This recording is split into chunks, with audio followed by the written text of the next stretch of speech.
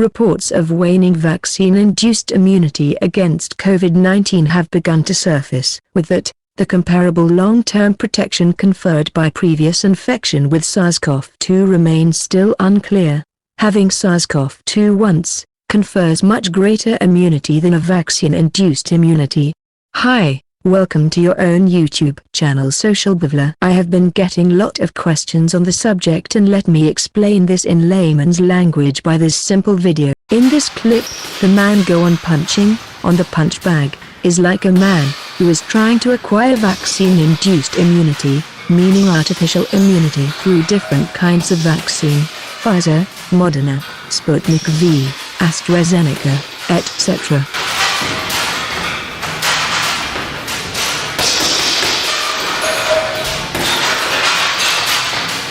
In this clip, the man who acquired vaccine-induced immunity is entering to the real world of infections, but falls immediately as the vaccine-induced immunity does not have immunity against the mutated strains of SARS-CoV-2. Did just that to his opponent, and it is Eklund who pays the price. He gets it back from Witherspoon.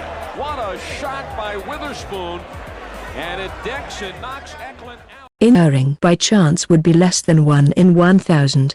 They then looked at symptomatic infections during the follow-up. There were 199 total cases, 199 in the vaccinated group, and only 8 in the previously infected group. This represents a 27 times increased risk for symptomatic vaccine breakthrough infection, as opposed to symptomatic reinfection in the natural immunity group. Statistically, the likelihood of this result occurring by chance would be again less than 1 in 1,000.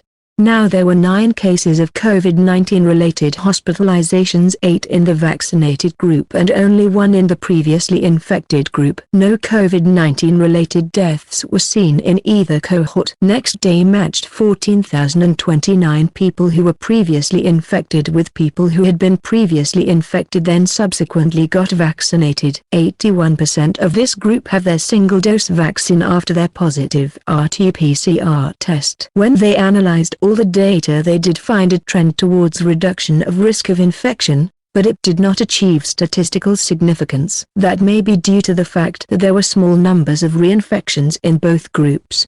Well, early on in treatment, Israel was a very active place and a lot of them got treatment early with the Pfizer vaccine. Remember, this is great to prevent disease, doesn't so much treat acute disease, but it helps prevent chronic disease, chronic infection with this virus. So they vaccinated large number of people. The debate continues between natural immunity and vaccine-induced immunity. So they looked at all these people that got the vaccine, compared it to natural immunity, and here's what they found.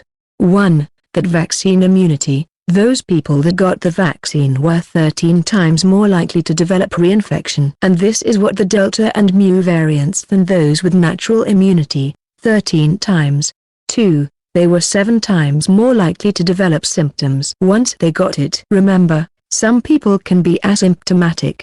3. They were hospitalized more. The fourth item of this study, that those that had both natural infection and vaccine, as well, seemed to have additional protection from these things that they looked at getting the virus, the Delta and Mu symptoms and hospitalization. A couple conclusions that they made was over time, the Pfizer had decreased efficacy, didn't work as good as it did at the beginning, and 2. This had more symptoms and more hospitalizations than those had been naturally infected. So this was very important as we get information moving forward, that natural immunity is pretty good. It's pretty good to have natural immunity, but we've also noticed that natural immunity also wanes over time. So your immune system is very dynamic. We know some things about it, but many things about individuals. There's lots of gray. We don't know how long these things on individuals will stay with us, how long we'll have protection against these additional variants. So this is very important,